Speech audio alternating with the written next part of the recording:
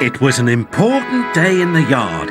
Everyone was busy and excited, making notes and taking photographs. A special visitor had arrived and was now the centre of attention. "Who's that?" whispered Thomas to Duck. "That," said Duck proudly, "is a celebrity." "Oh, what?" asked Percy. "A celebrity is a very famous engine," replied Duck. "Driver says we can talk to him soon." "Oh," said Thomas, "he's probably too famous to even notice us." Just then, Gordon arrived. "Pah," said Gordon. "Who cares? A lot of fuss about nothing, if you ask me." And he steamed away. Later that night, the engines found that the visitor wasn't conceited at all. He enjoyed talking to the other engines till long after the stars came out. He left early next morning. "Good riddance," Gordon grumbled, chattering all night. "Who is he, anyway?" "Duck told you," said Thomas. "He's famous." "As famous as me?" huffed Gordon. "Nonsense." "He's famouser than you," replied Thomas. "He went 100 miles an hour before you were thought of." "So he says," snorted Gordon. "But I didn't like his looks. He's got no dome. Never trust domeless engines. They're not respectable. I never boast, but I'd say that 100 miles an hour would be easy for me." Duck took some trucks to Edward's station. "Hello," called Edward. "That famous engine came through this morning. He whistled to me. Wasn't he kind?" "He's the finest engine in the world," replied Duck.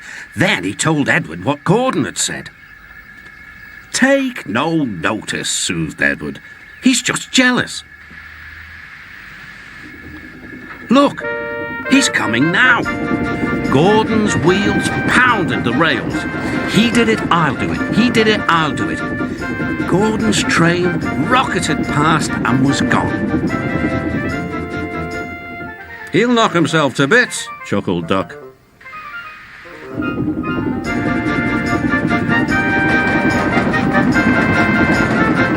"Steady, Gordon," called his driver. "We aren't running a race."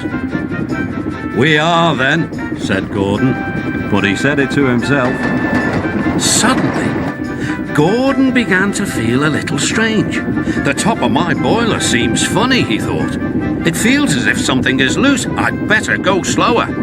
But it was too late.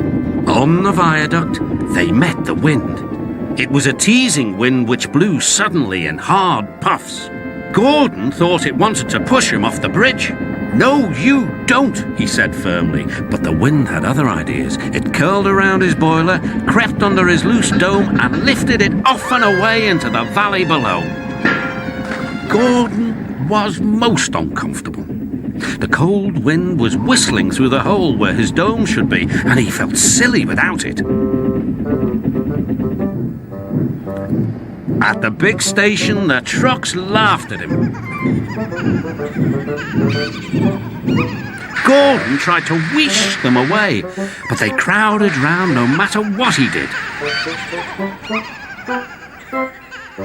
On the way back to the shed, Gordon wanted his driver to stop and fetch his dome. "We'll never find it now," said the driver. "You'll have to go to the works for a new one." Gordon was very cross.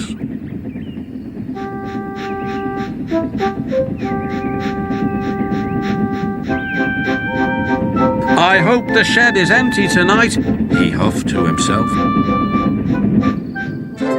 But all the engines were there waiting.